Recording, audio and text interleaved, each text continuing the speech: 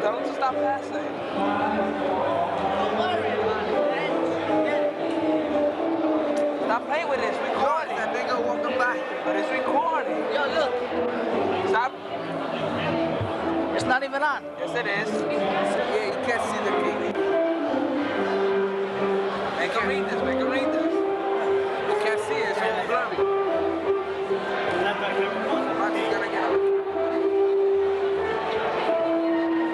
And I just want to welcome all of you for coming to this testimonial of honesty and sharding. I promise you that brevity will be the keynote for everyone, okay? And first of all, I have some people I have to thank.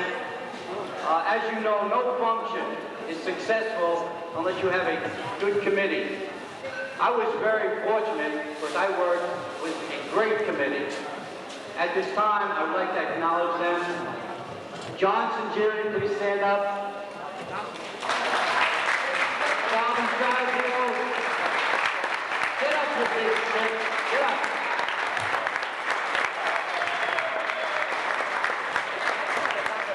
Orby Senior and Orby Junior. Bob Ramachewski. Jimmy Kelly.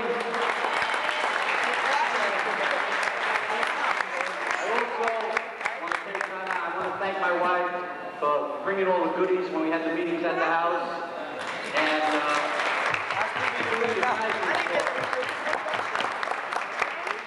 while we're on this, I got to send a plug for a good friend because the food is really great. It's being catered by Steve Natoli, and I guess you got to agree with me. I thought it was fantastic. Also, Bob Fazio, his 7th and 8th grade students for their help last night and tonight. Thank you very much.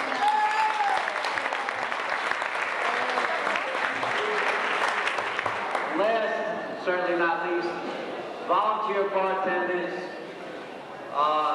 We have Sam and Richie, John, and Charlie. They're going to be showing our faces tonight. I also would just like to point out some of our city fathers from different towns. From Weehawken, we have Mayor Richard Turner, Councilman Luke Hall. From Union City, James Madonna.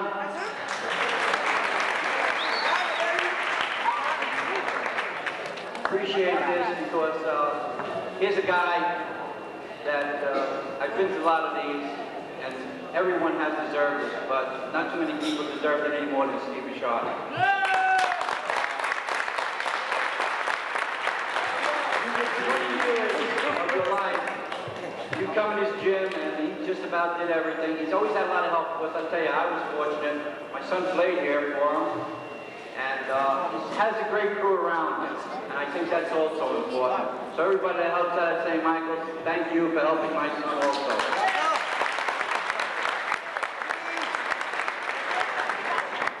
What I would like to do now is, we're going to run this pretty much like the game he knows best, basketball. And we're going to, might be some changes because of time limit. Some people have other obligations. And we're going to try and, if we have to make alternative plans, we'll do so.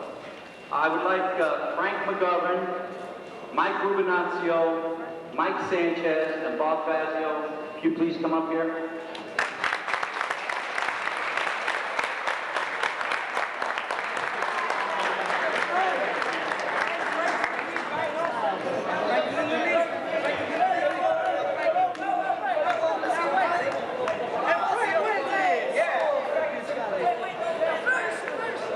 And at this time, just before they speak, would Father Ty please come up here for the invocation?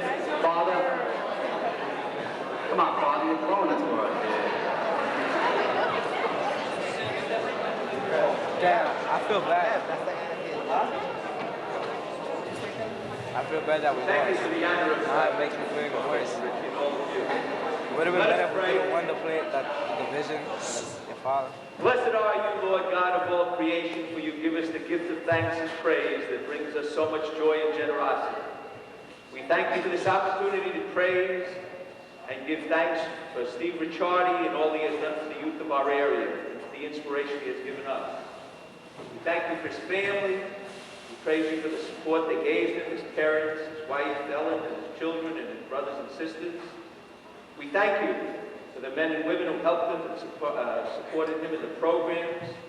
We thank and praise the staff of St. Michael's and St. Joseph's for the opportunity to use the gym. We thank and praise you for all the people who have come here this evening to give thanks and praise to Steve. We thank you for the committee that's done so much work that Richie has just introduced. We thank you, praise you for the food and drink we had.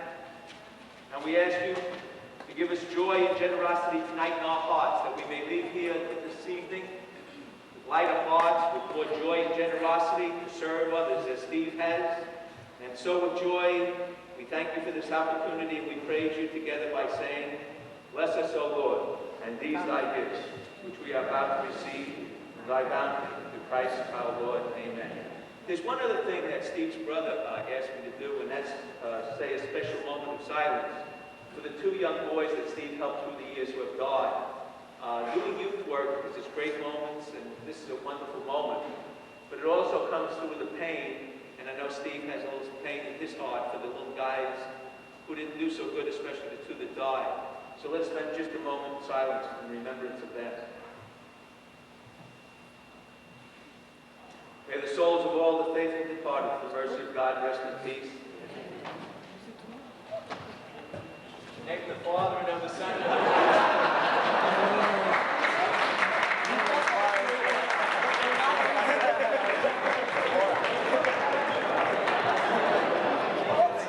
Holy Spirit.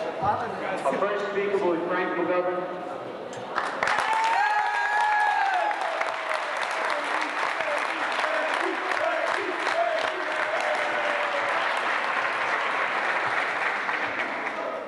Thank you very much, ladies and gentlemen. It's an honor to be here tonight. It's the honor of a guy like Steve. I'm going back about 20-some years from the first came to St. Michael's. The program was really on the rocks, and he came in just straighten everything out. He's the type of guy, all these signs that are in front of his podium tell it all. He makes his ball players work hard, and as a result, they win. I'm very privileged and proud to be a member of this organization and to play and coach with a man like Steve Ricciardi. Thank you.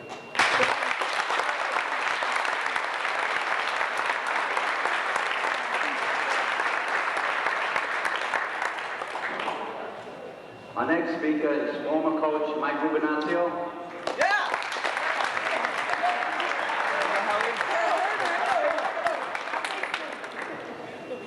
I don't remember Steve as long as Frank does, because I don't think I'm as old as Frank.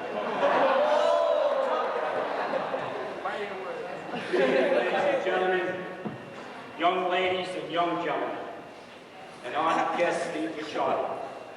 It is indeed a great pleasure for me to be invited here tonight, because under this roof of this school, I graduated and played here at St. Michael's.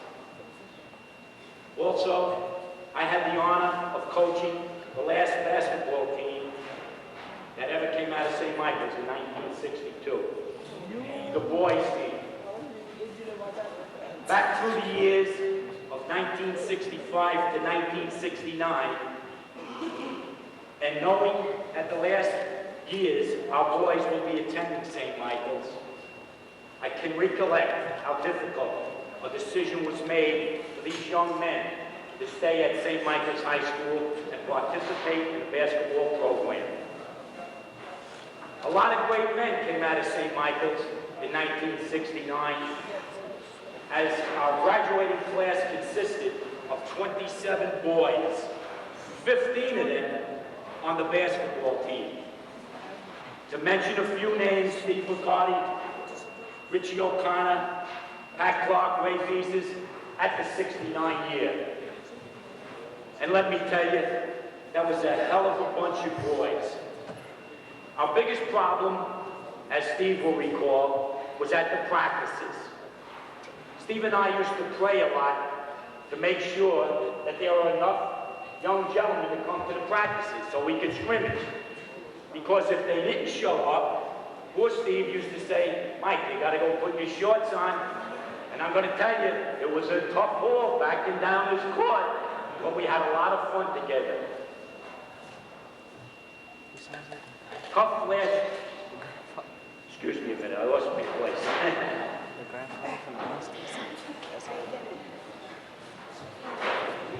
That year was a very tough year for us. But I'm going to tell you something. We finished with a 24-5 record, going to the finals of the state tournament. Like life, what does it take? Dedication, teamwork. Like a Steve McCarty, always there, never a negative attitude. Steve was always the lousy, excuse me, I said the wrong thing, the loudest support. Whoever wrote this spelled it wrong, I'm sorry.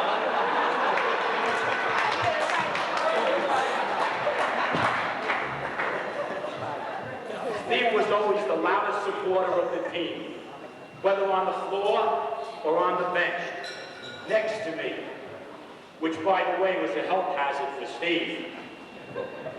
Because at any given time, my left hand was always on Steve's knee.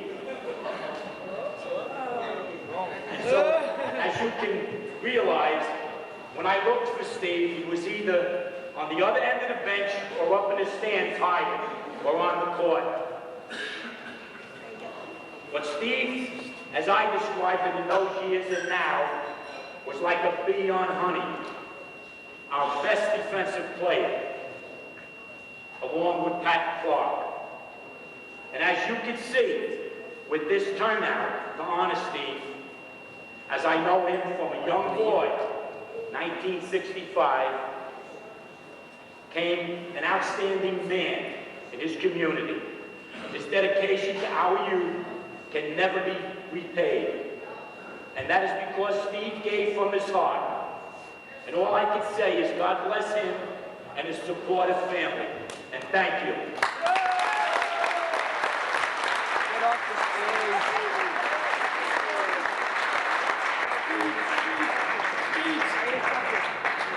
My next Talk right into that. best man, Mike Sanchez.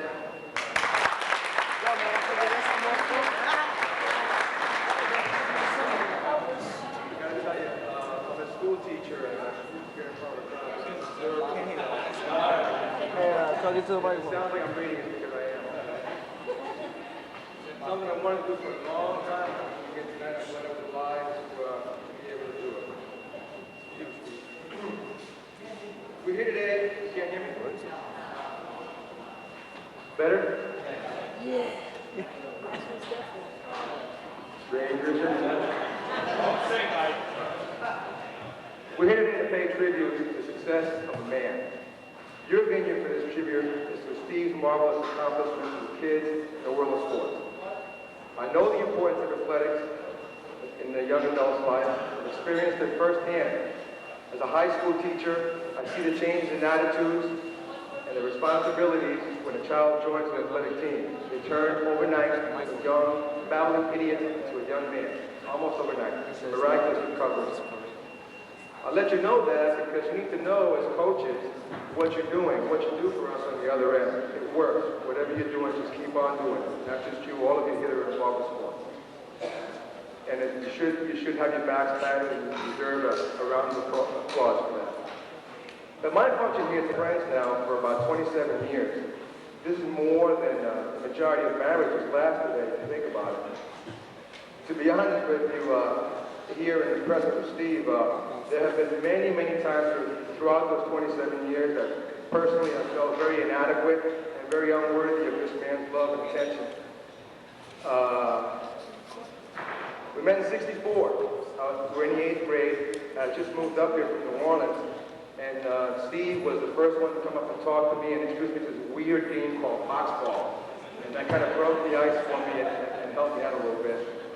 In '65, freshman at St. Michael's here, we got to be very friendly because I went to his house to help him with math homework and so forth. And of course, the Ricciardis, being who they are, not only opened their doors with their hearts to me. I became a permanent fixture. He became a permanent fixture in my house. I brought him there one time, and after he had his first plate of black beans and rice, he asked for seconds. My mother loved it. So, the friendship and the bond became stronger and stronger, and it was a commonplace thing. We're together at school through academics, after school through sports, after school, double dating and so forth. And it was like a marriage. And in many ways, it still is, really. Just a long distance now. As we grew into adulthood, he and I did try to kind of verbalize and try to understand what our friendship was all about and why it was working with so many other friendships around us that falling apart. And I guess the best that we could come up with, and I think it still holds true today, is the fact that we both had a common interest in maintaining solid traditional values and propagating those values and passing on Mr. and Mrs. Sanchez and Mr. and Mrs. Ricciardi's values on to our kids. We felt very strong about that. And our parents' commitment to us, and what we owe them, and so forth. And that's what kept us apart. I mean, it's together, pardon me. And, you know, as I said earlier, you know, there have been a lot of times when I felt very, very inadequate for what Steve has given me. I've always felt that Steve, throughout our years, has been more the giver, not more the taker. And I've spent a lot more time probably ruminating about why is Steve my friend more so than he has, because he's just Steve and that's it, you know? But I'll tell you, he said it best. At one very, very sad and critical juncture in my life, we were sitting over at the 8th Street Diner when I came over seeking his advice on what I should do with a particular problem that I was having. And I'm going to quote it here. I don't want to miss a word of this. I said, Steve, even though I can't verbalize adequately, I know why I've stuck to you through these years, why in God's name have you stuck with me? And here is classic, vintage, Ricciardi, minimalistic, black and white philosophy. Because you have a good heart, because I know that you've always wanted from life what was good, and you want the same things that I wanted, and it's just taking you a little bit longer to get it. What else could you say?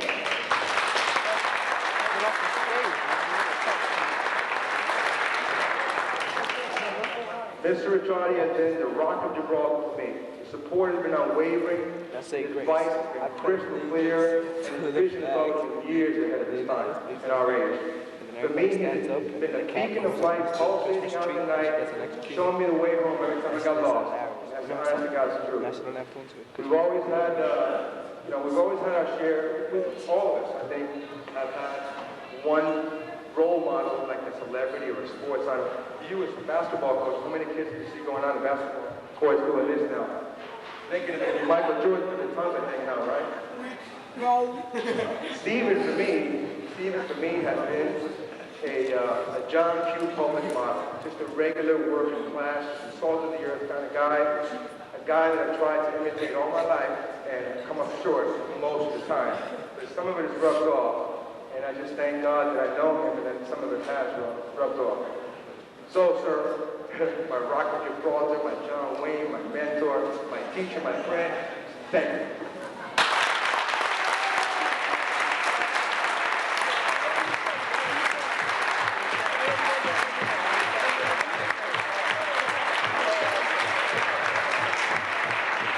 It's about time. All right, this next fella, What would this you guy do I if I know a put this little up while. In fact, I had him as a student. He's now a principal and I'm still teaching. But anyway, I taught him everything he knows. C took after the insides. But anyway, real dynamite guy. And I thought that with the committee, you have certain people that just hold it together. Bobby wasn't that one. But anyway, no, he really got us going because he was probably the only one that had a little experience in this. And he really is just a tremendous guy. It's really my pleasure and honor. Bob Fazio.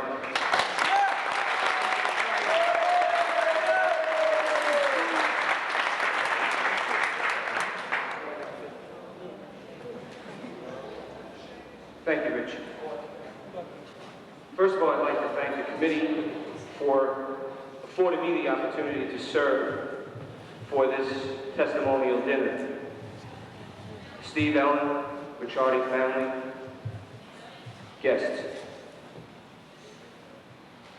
I have a tremendous role model, who's my dad, whom I love very, very much.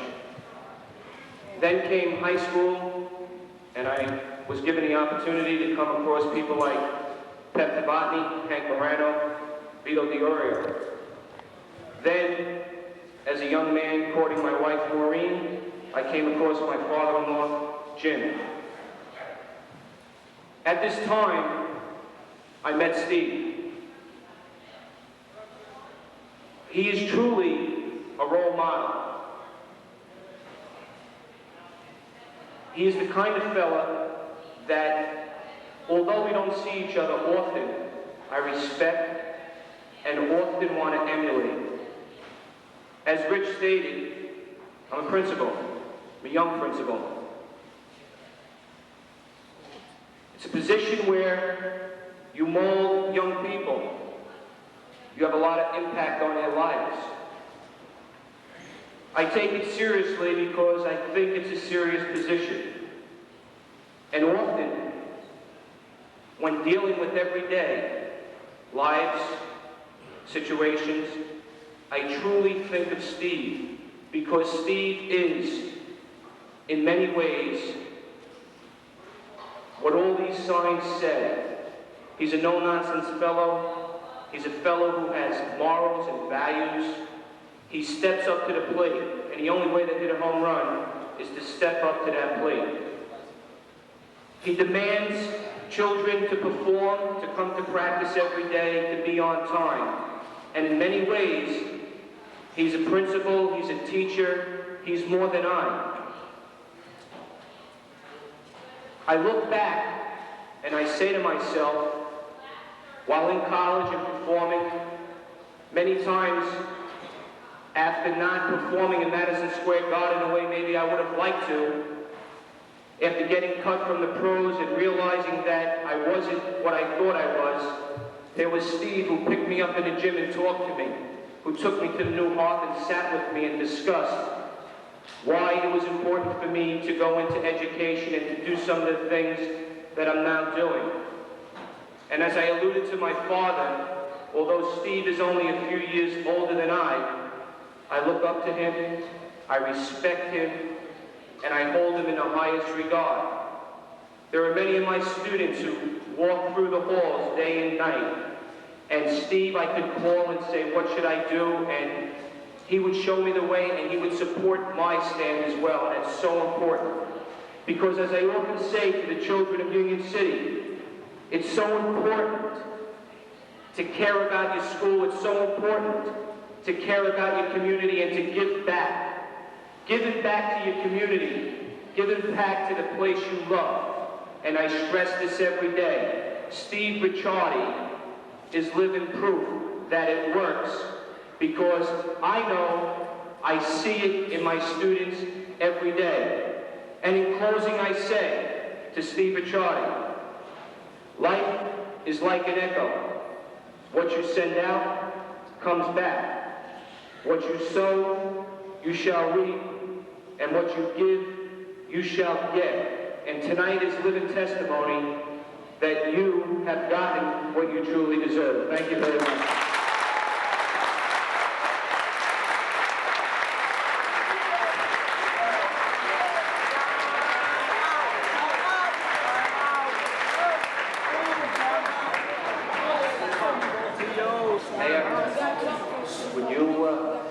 Mayor from Weehawken, Richard Turner, and Councilman Lou Perillo, please come in here, please, to give your presentation. Steve, come up here, please. We're winning for this game. Winning? Yeah, we're winning this game. I don't care. I'm going to time out, y'all. You'll be able to hear me on this short one. Do us out. It's a pleasure to be here tonight, representing the Township Council.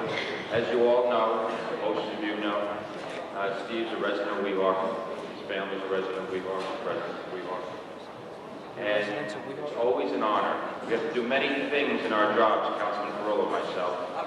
Some things you have to do in politics you don't really enjoy, and a lot of things you do enjoy. And tonight is one of those occasions that we take great pleasure in.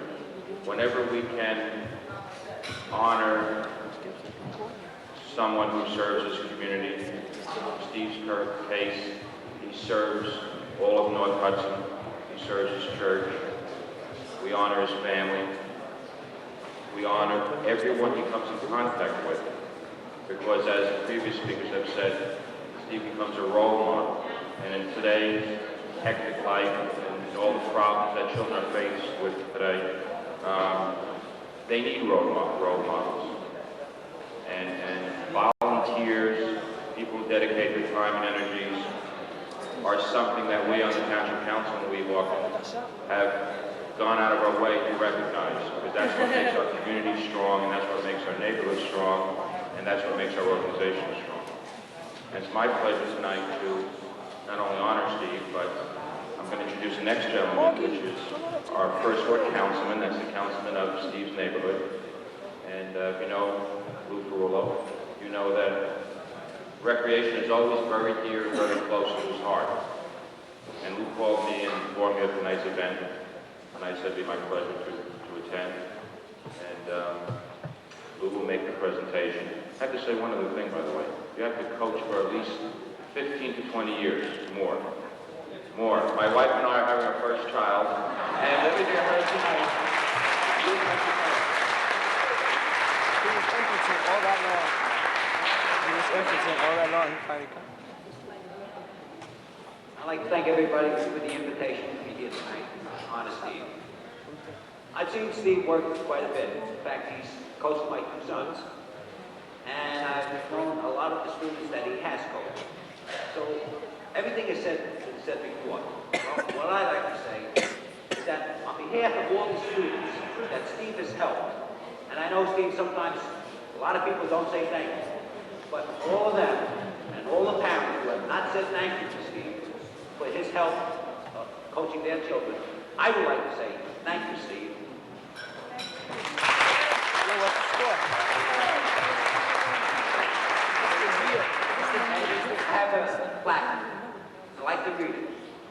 Mayor Richard F. Turner and the Township Council of Weehawken would like to honor Steve Pichardi for his 18 years of dedicated service to the youth of Hudson County with providing a safe environment for our children, participate in numerous sports activities presented by the Weehawken Town Council and myself. Thank you very much. I like that one.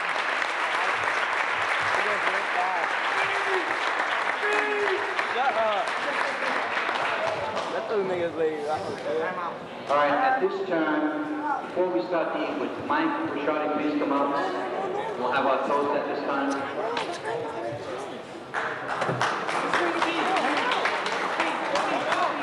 Augie!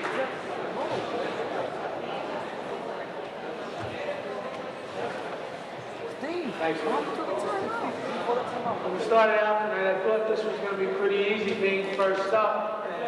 Tony curveball, having some other things. It makes it kind of tough. There's a lot of things I was going to say. People mentioned. We should have won 3-0. What I will say though, out of the people that are here tonight, many of friends and family, we have referees here tonight, many ex-players, including myself, in a number of those categories. Steve was there along the way to help all of us. As a player, I know it was hard on me a lot of times, and down the road, I know this helped a lot.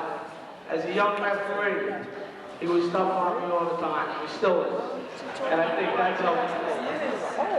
But for all the guys that are here, the kids that play for him, you know, it shows in all of them as they come along, as Bobby and the other coaches I mentioned earlier. They turn around instantly when they have a leader. And you have afforded both the players, the young referees, even the older ones are still learning the tricks, Steve. You've been inspiration to family members and to friends and everybody that you come in contact with. So on behalf of everybody, thank you. mom's birthday? Do they? Yeah, you know it was his mom's birthday. We're going to have timeout now. Feel free, please, to go get your meals. Thank you.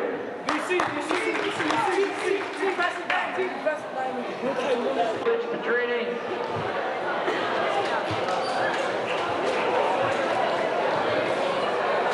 Okay, thanks, Rich.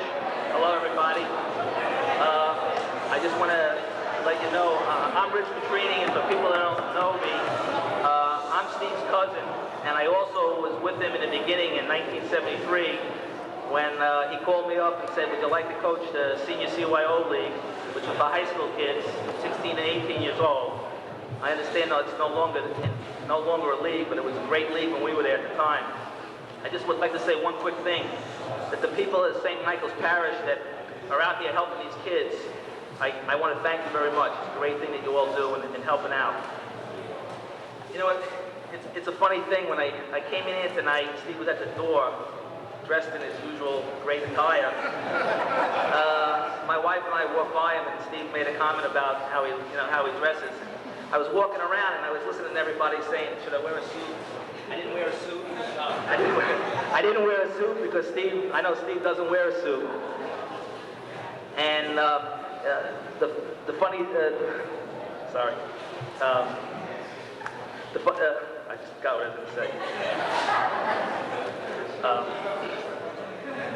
Excuse me. Yeah, I know. Yeah. Well, what my wife was saying to me was, she says, you know, when you usually have an affair, it's usually not proper etiquette to outdress the guest of honor. Well, in Steve's case, I'd have to come here in my underwear to not do that.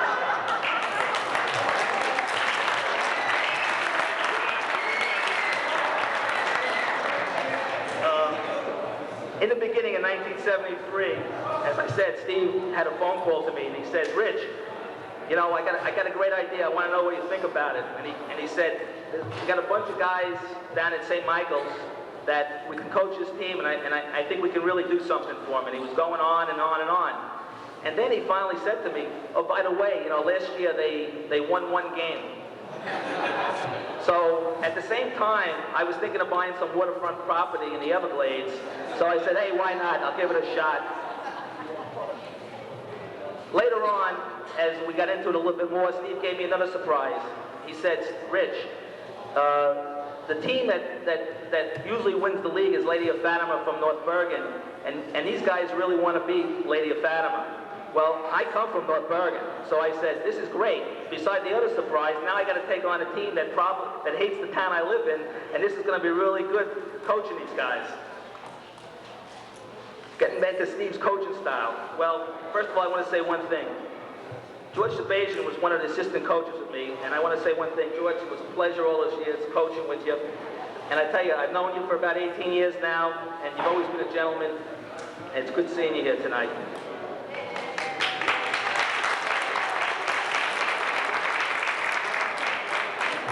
Steve had some interesting habits that we probably learned over the last 18 years. I used to sit next to Steve on the bench, and George would sit next to me on the right. Well, Steve used to get so excited about the game, he used to turn around and he'd look at me.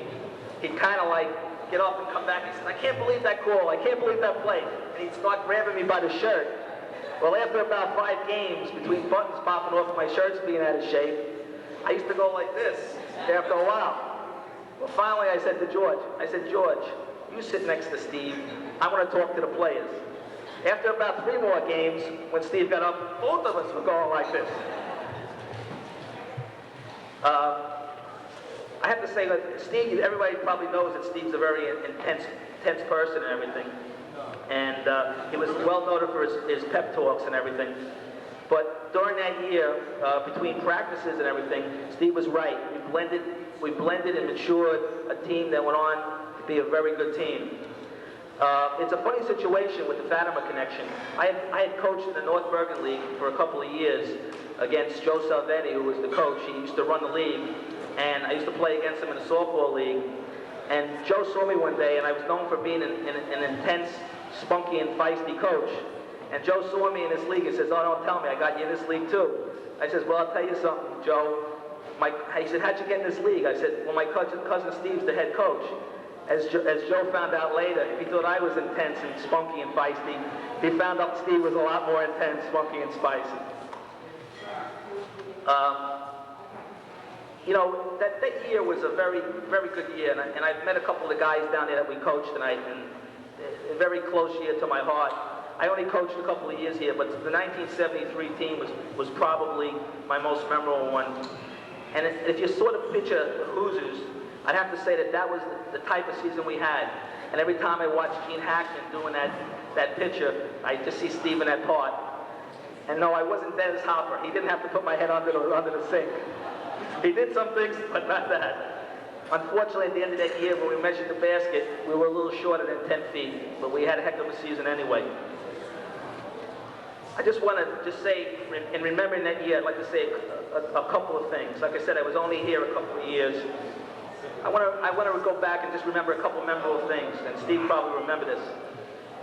We had a lot of tough kids on our team that played together and were good friends, and I understand they're still good friends, and that's great. That's what it's all about. We had a guy, Louis Del Judas, on our team, and one game he made one of the greatest hustle plays that we ever saw. There was a guy on a breakaway at half court, and Louis dove with his body and knocked the ball away. Steve and I looked at each other and couldn't believe the play we saw. Obviously, the ref couldn't either because he called a foul on Louis, even though Louis never hit the guy. That was one of the greatest plays I think Steve and I have ever seen in hustle. Another thing I remember about, we had a couple of relationships on the team. To me, sports is great, winning and losing, but there's a lot of relationships you develop. Well, George was very honored to have his son Paul on that team. And Paul was a very key player for us. He was the quarterback, the point guard, and a great contributor. And I have to say that it must have been a special feeling for George to be able to see his son perform as a coach and to see his son perform at such a high level. To me, that's special relationships. I also like to say another situation. As Mike had said before, he was on that team. And sometimes the hardest thing in life is to coach the people you love the most. And sometimes I had to be a buffer, but that I understood what was going on. But one game against Holy Family, we were losing near the end of the game, and Michael had 2 foul shots with very little time and no time left. And it was a tremendous lot of pressure. And Michael made those foul shots. The greatest thing about it was not Michael making the foul shots that we won the game, but the greatest thing was watching Steve and him hug out there in the court as brothers in a special relationship.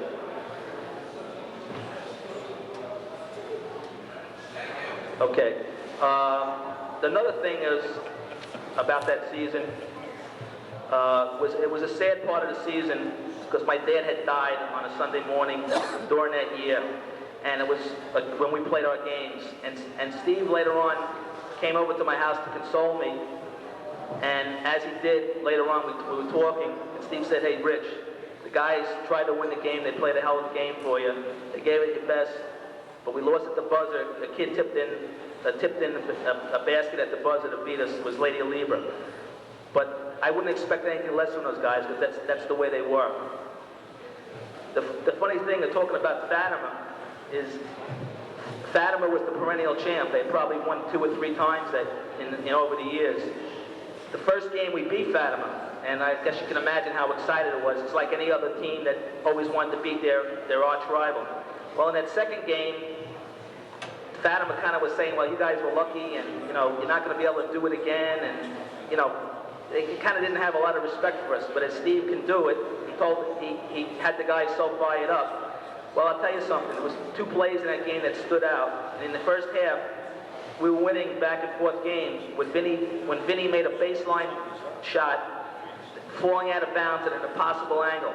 But at the half, with about a couple of seconds to go, we had the ball on a fast break and the time running out. And Glenn, who was one of the best pure shooters I've ever seen, stopped and hit a 30-foot jump shot and ripped it right at the half.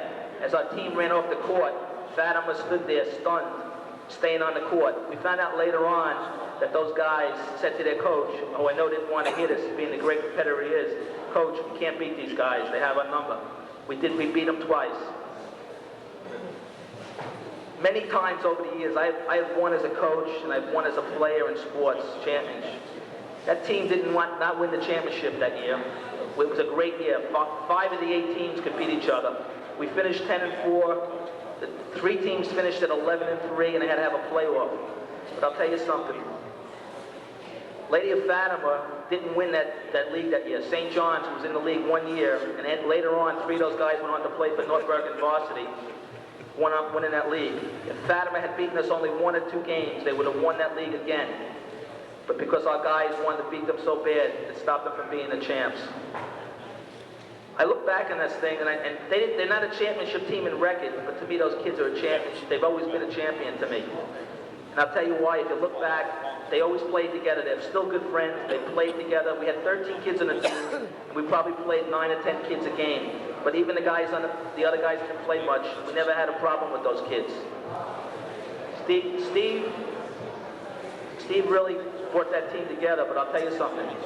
Those guys, to me, will always be championships, even though officially they weren't a championship team. In conclusion, I'd just like to say, in giving Steve this deserved honor tonight, and I hope you bear with me because it's a little special for me. Steve and I are like, again, I'm also his cousin, but we've been like brothers for over the years. You know, a lot of times you'll look back and who are the people behind him? Well, Steve's very, very lucky. He has a great wife in Ellen, who a lot of times had to sacrifice the family for the fact that he could spend time helping kids that maybe didn't have a father that cared or a family that cared. I don't know, Steve, maybe we're crazy. You know, we're both Italian guys who married Irish girls. We're either crazy, lucky, or both. I don't know. But in reality, we both have great wives, and thank you, girls, for standing by us.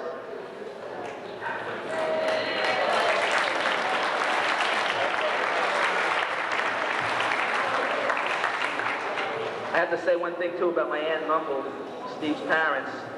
They've always been behind him, but then what do you expect? They've been there for 40 years. They've always been there. You know, Steve and I had a special relationship, and in November, I had a series of family crises that I guess sometimes we all go through in our life. And Steve called me up to see how I was doing. And I had said to Steve, you know, I have a lot of respect for what you do. You're involved helping the kids in your community. And now that I'm not involved in sports anymore, I kind of miss that. I'm not really a person that right now has anything. You know, I have a great family, great kids, and great wife, great family support. But the last 3 years being away from sports, I guess it's been like a little void there. But I said to Steve, I said, you know, I really have a respect for what you're doing. I guess you're at the stage sometime when you look at your job and you say, hey, it's a good job, but it's really not as fulfilling as you'd like other things in your life to be. But Steve's lucky. He has a very fulfilling life in the sense of helping these kids in the community. And we talked that night, and this is something that is very serious to me and Steve, is that for some reason today the media decides that everybody these sports idols should be role models for these kids. Well, I don't think that's really the case, and I don't think Steve thinks so either. See, when we grew up, our parents were our heroes, not any basketball player or football player or anything like that.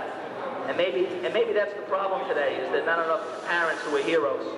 But I'll tell you something, there's one place where you can't get a lot of heroes, and that's with coaches. For some reason, if you've ever been involved in sports, especially with coaches are like a family, because when you have a team, it's like being a family. You got the comedian on the team, you got the serious guy, you got the sensitive kid, but the bottom line is like with your kids, you blend them all together, you love them all the same, and you're all going for the same goal. You know, society is kind of wrong. I guess we kind of measure people by materialistic things and appearances and wins and losses all the time. I don't measure people that way. I measure people from within, from what comes from their heart, from what comes in time of need, not when things are good, but when things are bad. Steve is such a gifted person, and as a lot of you know out here, and a lot of you have said. In conclusion, I just want to say, he's been here for about 18 years, and in the beginning he said the same thing. The kids are the most important thing. Not anybody else's egos, but the kids are the most important thing. And over the years, he still says the kids are the most important thing. He told me about a boy in his program that had a troubled life, and in his program he was doing good. Steve saw a lot of positive signs. Unfortunately, life got to the kid and he passed away.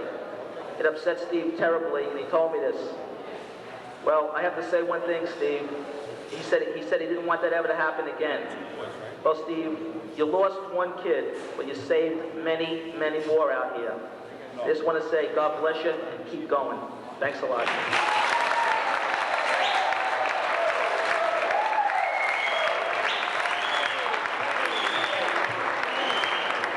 Our next speaker, George Fajan.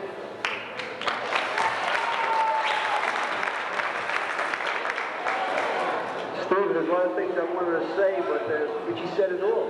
You know what I mean? About the senior CYO, and my son played for that team, as you know, Paul, and we got involved in it ourselves. And Richie told me, he said, your main job on this team, since you're baseball-oriented, not basketball, is to make sure Steve don't get thrown out of the game. He's fighting referees all the time. He's a great coach, but he's the referees fighter. So that was my job for a couple of years, and little by little I learned to pick up the game a little bit. And we ended up with the VBA team playing in an A-League, and that was a tough one because we were overmatched in every game. I think we won 5 games in 5 years, but we had tough kids. I learned basketball the hard way. And then we went into the CYO, which you're in now. And we had some great teams, and it was fun. Really, really enjoyed it. But got a little boring in the summertime there. So, I was coaching the Chris Jackman Association in Western North Bay Roof League. So you come over and gave me a hand. So I helped you in the winter, you helped me in the summer. And we had a nice relationship for many years, But the pressure of the job, and 10 hours a day on Saturdays, and after a while, I had to drop out. So you've been taking the whole thing along. I don't know if you people know that Steve was a great basketball player. He also was a great catcher for St. Michael's High School back here, And he was a big help. I mean, a lot of boys up in Western York playing baseball with Steve Ricciardi. And I guess that's about all I have to say, Steve. I really appreciate all the help, and I hope I can continue working with you, and I really appreciate it. Thanks a lot. Good luck.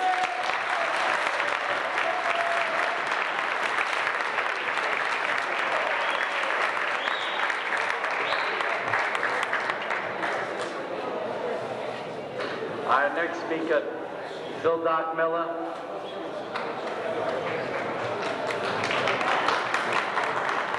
Hold your applause, please. It's nice to follow Dick Vitale and a guy with a haircut like a dirty tennis ball. The first time I was asked to speak, got a hamstring waiting to go on. First of all, I'm going to rip up Mike Rubinaccio. Mike played here, coached here.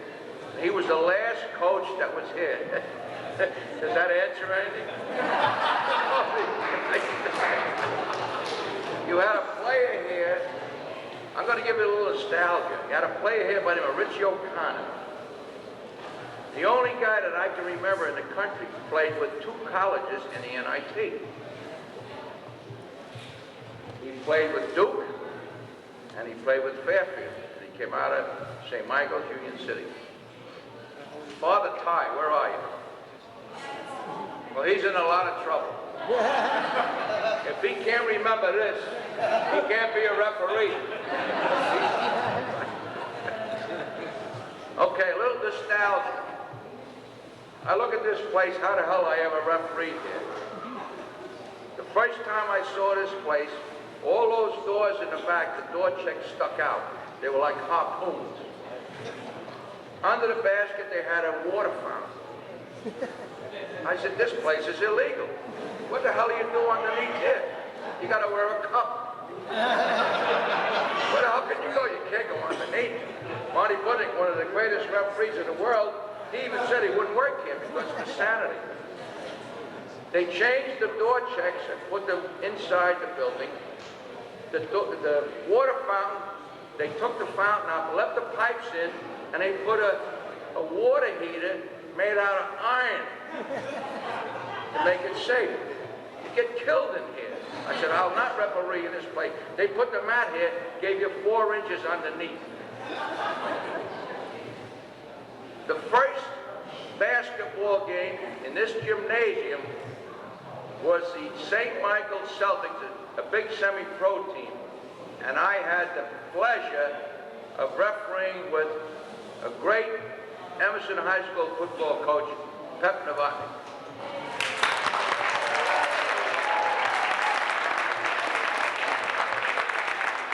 Then I had the pleasure of doing the last game here. Secaucus High School used this as their home court. And the last game they played St. Anthony, Jersey City, and I happened to officiate it. So that's got to go into the record books.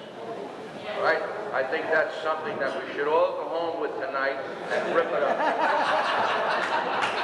All right, now let me get to the best Catholic referee that money can buy. Before that, there's so much nostalgia in this gymnasium. Just this gymnasium produced a great passer like my group without you, who fed poetry and motion, Tommy Heinzen, for years. We had Commissioner Danny Waddleton played here, All-American, St. John's. We had a guy that's doing a hell of a job today, making a few bucks, running the FFL. Paul Tagliabue played here, commissioner. There's a guy held a rebound record at Georgetown until Patrick Ewing broke it. Just to throw a few things at you here. Now we got to get to this one. The only thing I like about him, he worked with his hands. Marty Budnick, the ex-commissioner, under-sheriff, body offenders that Billy Rafferty pinned that label on him. He was a commissioner, and before he was a commissioner, he said to me, he said, Phil, we got a referee here.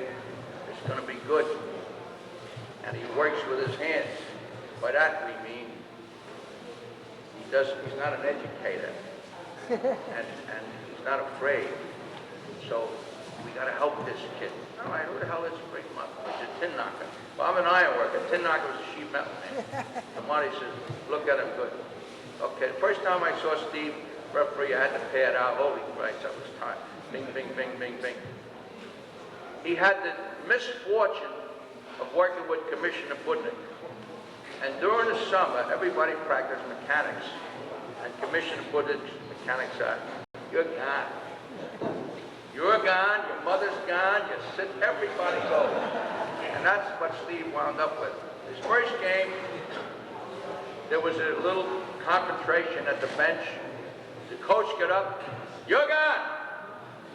The assistant with the clipboard got up and said, no, what was that? You're gone too. At the end of the bench, the priest was squeezing the rosary piece. Don't throw me out. That was Steve's first game. Anyway, Marty says, we got to watch this guy. So I watched him, and I watched him referee, and then I find out about the CYO. Well, years ago, in this gymnasium, you people that are belonging to this should be very proud, because this had the greatest CYO in the area. Billy Brooks, captain of Seton Hall, mayor of Rutherford at the time, played here. We had great basketball, and I learned how to referee here at the monumental fee of $3 a game. And in order to come home so your wife wouldn't holler at you, you had to work 3 games. You made $9. And this was great CY. Look at this, 6 inches. But it was great. Here's a guy that got involved in it and kind of revived it, loves kids, does a good job, he's a great official, he got a great family. If you need any favors, you want any tin knocked up, excuse me, but they call them tin knockers. Incidentally, Steve, I gave up a gorgeous stay with a broad in the Daytona nursing home tonight. I believe the Florida morning you found. There's a good guy. I see a lot of good friends, referees from Hudson County.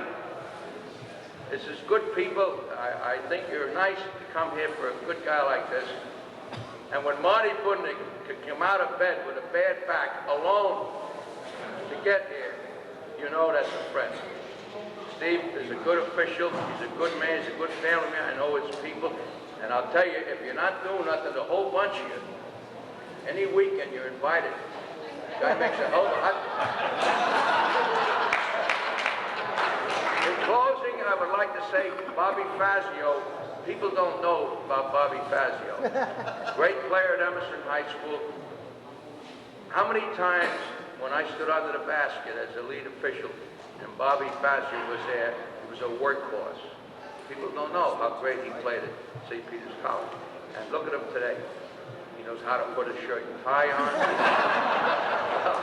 He's a good guy.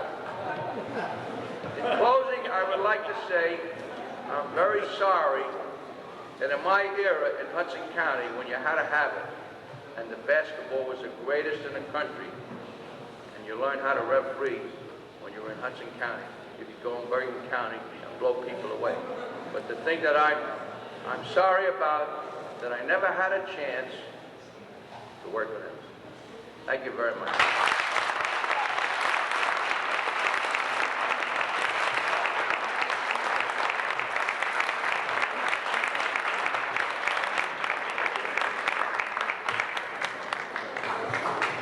All right, the third quarter will be for presentations. Would Commissioner Jim Madonna come up from Union City, please? Chris Jennings from North Arlington. Ephraim Renee and Steve Minetti, please.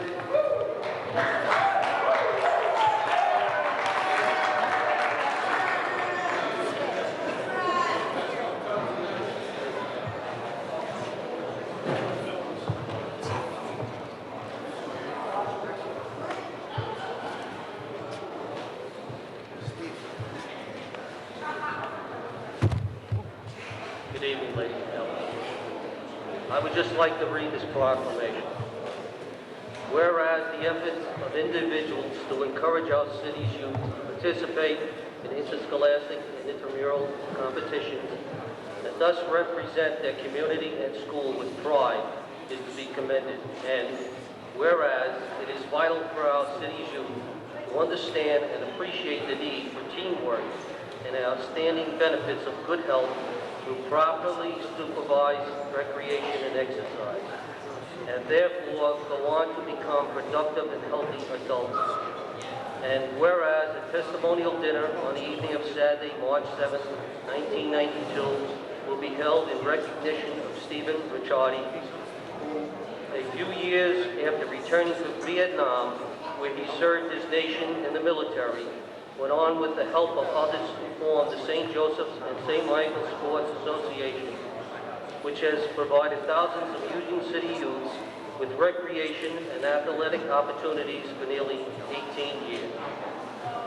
And whereas, as a student, Stephen Ricciardi played on the very last boys varsity basketball team at St. Michael's High School and has since served in many roles at St. Joseph's and St. Michael's Schools, including athletic director, coach, fundraiser, and friend. Overseeing the success of the school's 2 BBA teams, 2 CYO teams, a parish instructional league, a cheerleading squad, as well as a various summer recreation programs open to public school children.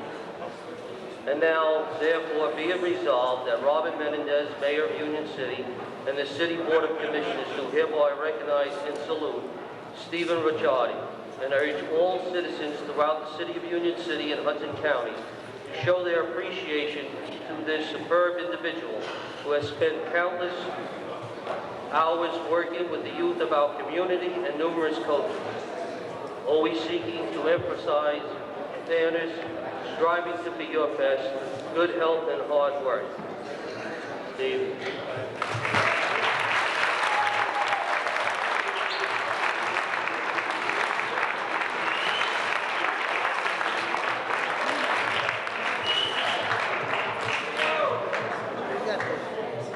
Former player for Steve now, Ephraim Renee, would like to say a few words about it.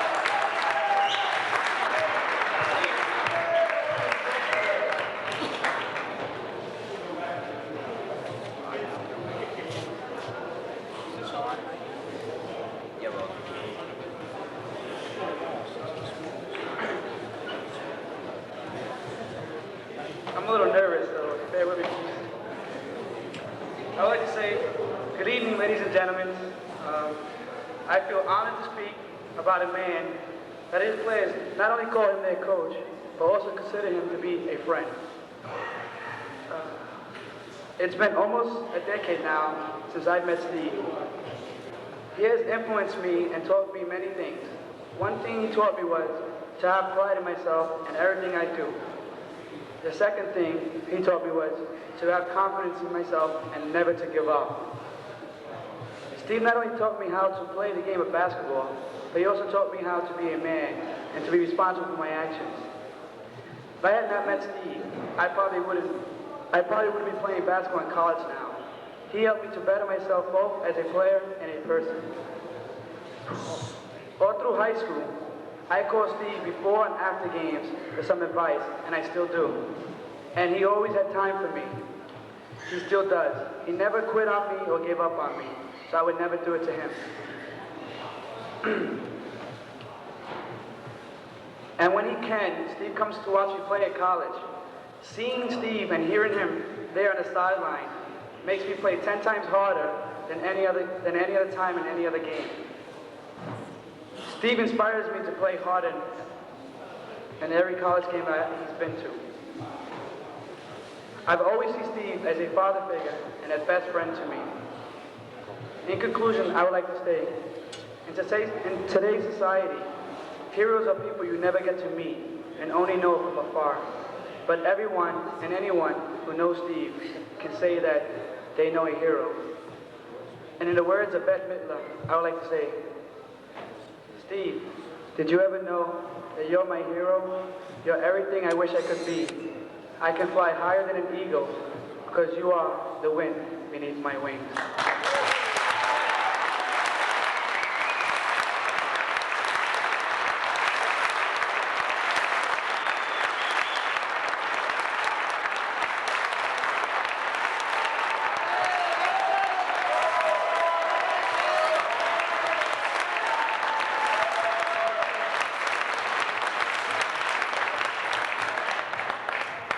Also, thank you, Steve, for everything. And I always remember the three most famous words you always taught me. Hustle, pride, desire.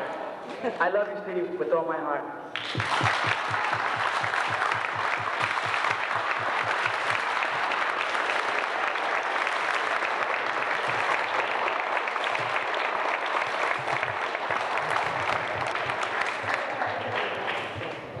All right, the next speaker is Ed Finn from North Arlington.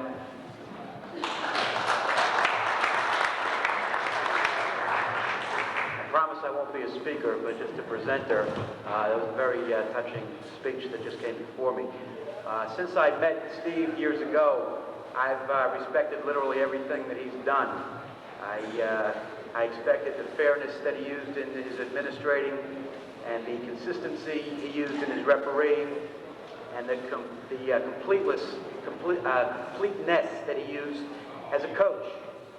After reading the Foz column yesterday, I found out a few more things about Steve, and towards the end of the column I came to the conclusion that when I grow up, I want to be just like him.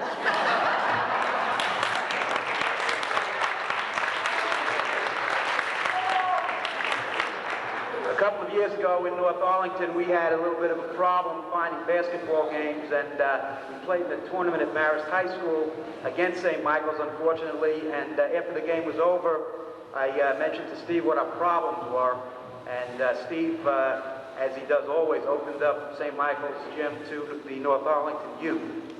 And when we heard about this evening's event, I spoke to the mayor of North Arlington, and we sat down and we put a little plaque together. I'd just like to read it and present it and get out of here. Okay? According to Webster, a volunteer is a person who enters into any service of his own free will. And a friend is a person on the same side in a struggle. Presented to Steve Ricciardi, volunteer, friend, Mayor and Council, Borough of North Arlington, March 7th, 1992.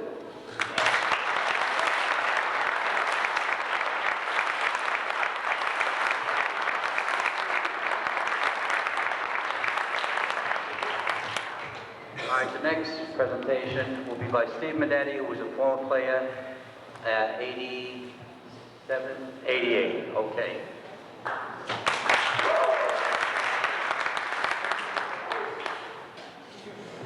It's kind of hard to get up here and say something about a person who's also a father figure to me, but I guess I have to do the best of my ability. On behalf of the team of 1987-88 of St. Joseph and Michael, CYO, this is a token of our appreciation.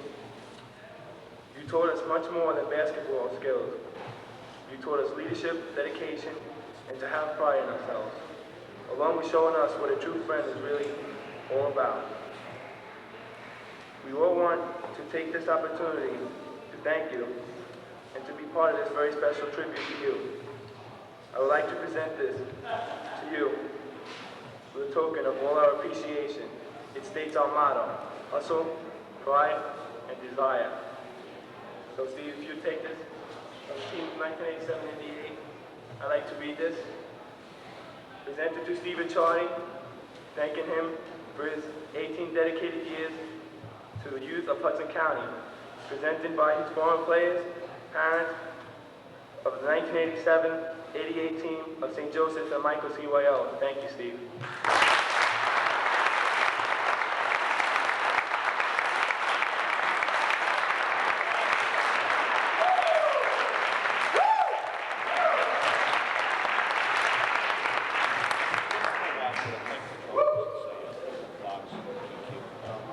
All right, coming to the last quarter, and the next two speakers, Joe Neglia and Richie Patente. Junior.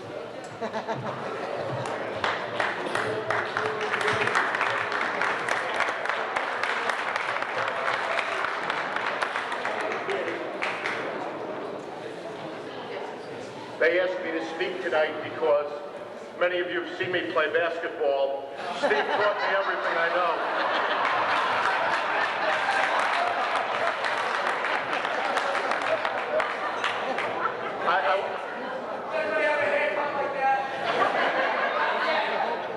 I wanted to say a couple of things about Stephen. Some of them were touched on before, but just a couple of serious thoughts.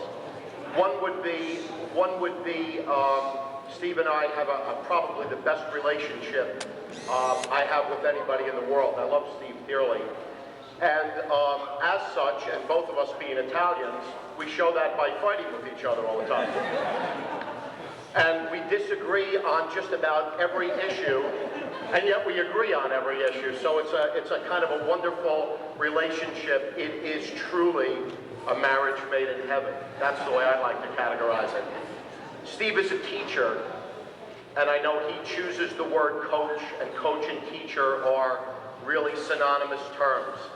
The way Steve has touched kids is just something that's unbelievable. Each and every one of you have seen Steve in action in one way, shape, or form or another.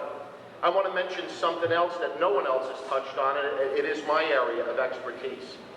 I think what makes Steve not only a great teacher and a great coach at basketball, what he does best, is the fact that over the years Steve has taken chances and has done things that anybody in his position would have said, hey, Nelia, you're nuts, you're not going to get me to do that. But what Steve did was, Steve came along and we had a choir, we have a choir here at the church, and I was in bad need of tenors. And I knew Steve was a rusty old tenor from his days in high school, and I went to him and I said, Steve, I need you. And Steve was there. And we started a theater group here, and I said, Steve, I need you. And Steve was there. Steve was there not only behind the scenes, busting his chops. In those days, Steve was not earning very much money. I can say that, and you all know that's true. Steve gave up vacation time. Steve gave up family time. Steve gave up all kinds of time for the people here and for me. I know that. I don't want to get sappy, but I do know that. Part of this testimonial, and Steve's family has been mentioned before, but part of this testimonial dinner really is for Ellen and the kids.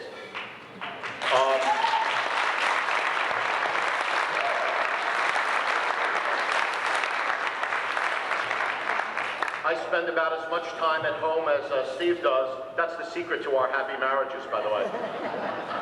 And it does take a toll on the family, but hopefully we teach our families something important as well. Well, I don't want to get sappy with you, so I do want to just read one short thing to you, and I do want to say this. Another Italian read this, and it's an Italian that every time I think of this Italian, I think of Steve. No, it's not Mussolini. It's a reality of life that men are competitive, and the most competitive games draw the most competitive men. That's why they're there, to compete. They know the rules and the objectives when they get in the game. The objective is to win, fairly, squarely, decently, by the rules, but to win. And in truth, I've never known a man worth his salt who in the long run, deep down in his heart, didn't appreciate the grind, the discipline. There's something in good men that really yearns for needs, disciplines, and the harsh reality of head-to-head combat. I don't say these things because I believe in the brute nature of man, or that men must be brutalized to be combative. I believe in God, I believe in human decency, but I firmly believe that any man's finest hour, his greatest fulfillment to all he holds dear, is that moment when he has worked his heart out in a good cause and lies exhausted on the field of battle, victorious. That's Vince Lombardi. And that's what Union City has had, and hopefully will have for a good many more years. Steve, I love you. Cent'anni.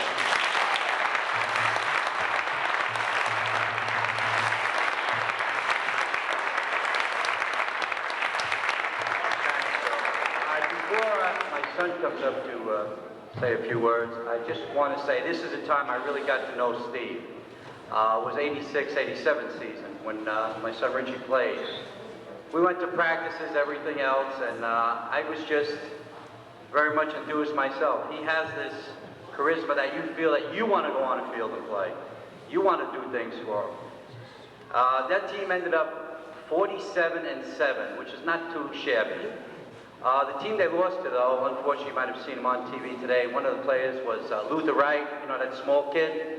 He's 7'2" now. I think at that time he was real short. I think he was 6'8" at that time. I believe Anton Dasher played for Maris, and unfortunately Jermaine Rivers, who had passed away from a brain tumor.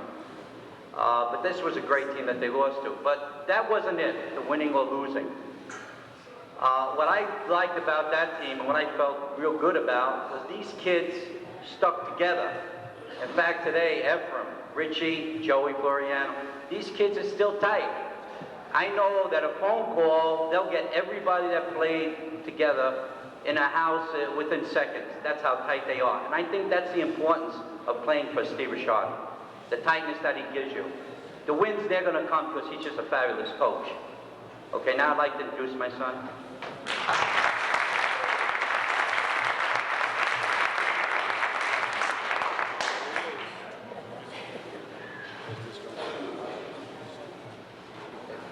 Dear Lisa, oh, wrong side, sorry.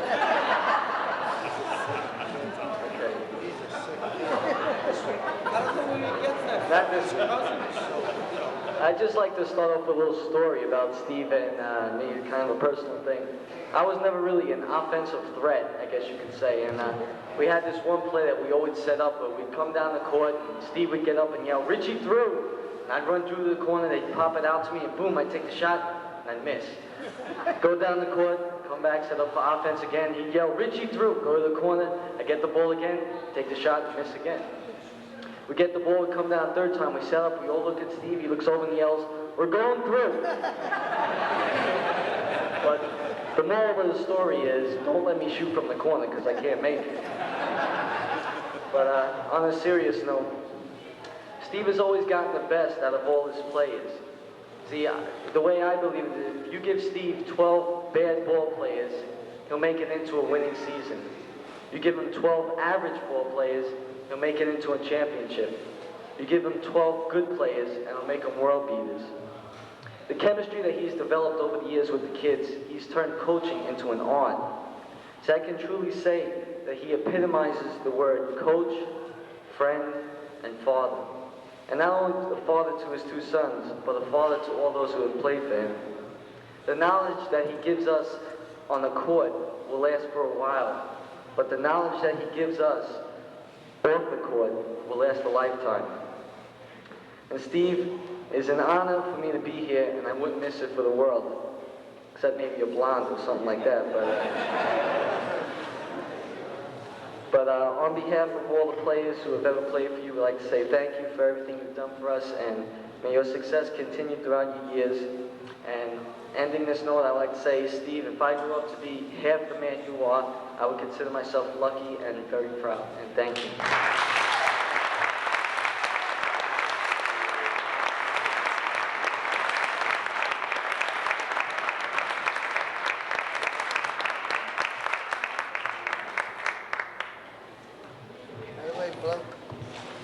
Okay, now we're into overtime, and Steve, don't go away.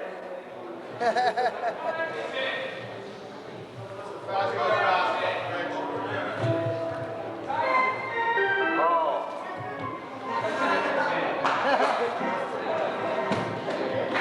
think we got a very special something being lit up down there. Oh yes, everybody. Happy birthday to you. Happy birthday to you. Happy birthday, dear Ellen. Happy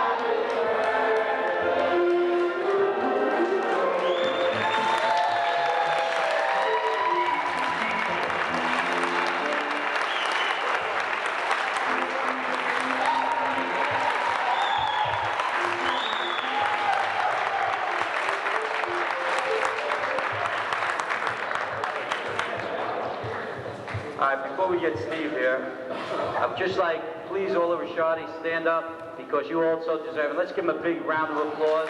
All the Rashadi.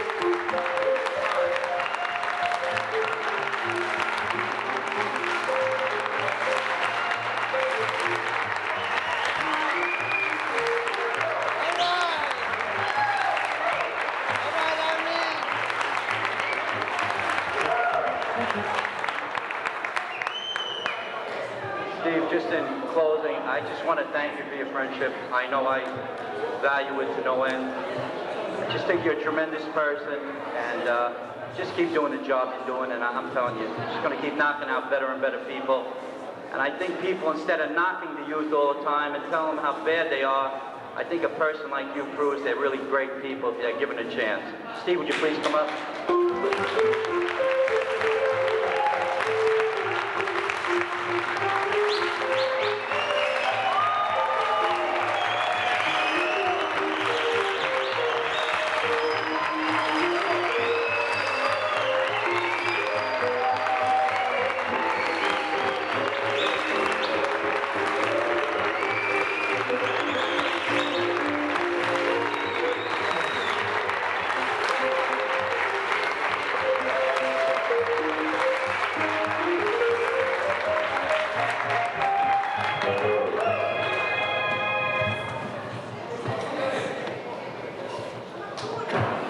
Well, I'm not much of a talker, especially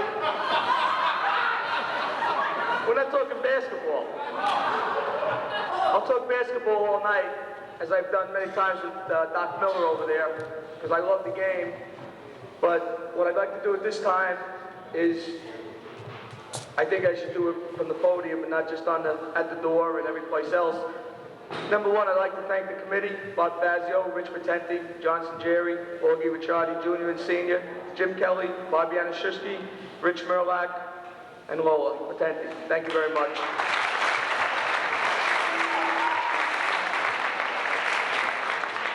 I'd like to thank Father Richard and the parish for the use of the facility tonight. And I'd like to thank this year's CYO team.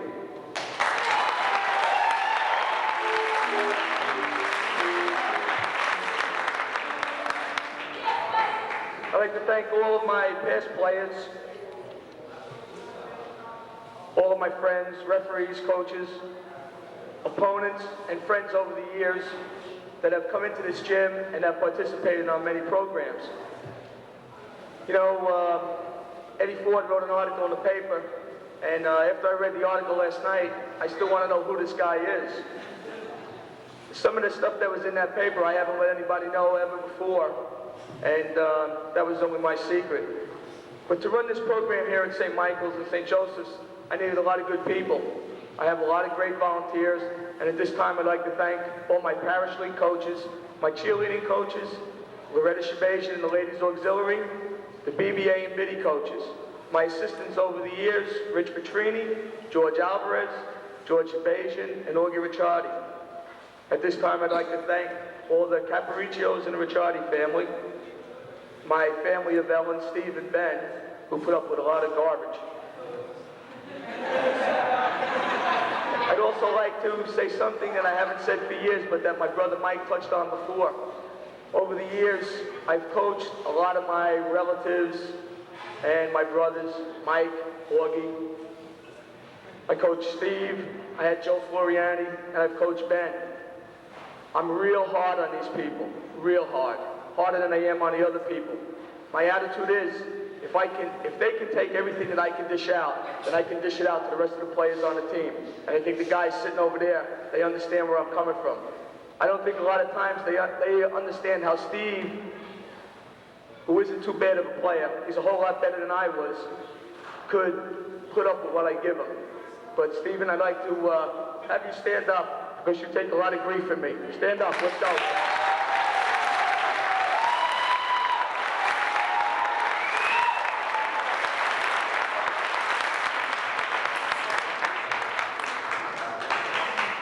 I know a lot of the people here aren't familiar with some of the people who stood up here tonight, but since I left high school in 1969, and I don't know, I gotta be honest with you, I don't know what is a good coach, right, or who knows who they're a good coach, but what I do know is that a person like Mike Rubinaccio is a great person, and because of a person like him, I'm doing what I'm doing today. Mike, could you stand up? I'd like the people to let them know who right, take it out, right here.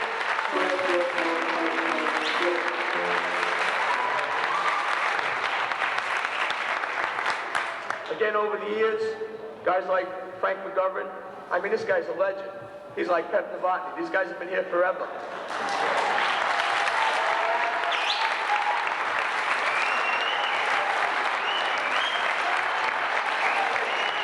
Stand up, come on, Pep, stand up. We know where you are. You know, I'm really honored. There he is. You know, I'm honored just to be in the same room with these guys. I mean, they're an institution. Then you have people like Bob Fazio. You have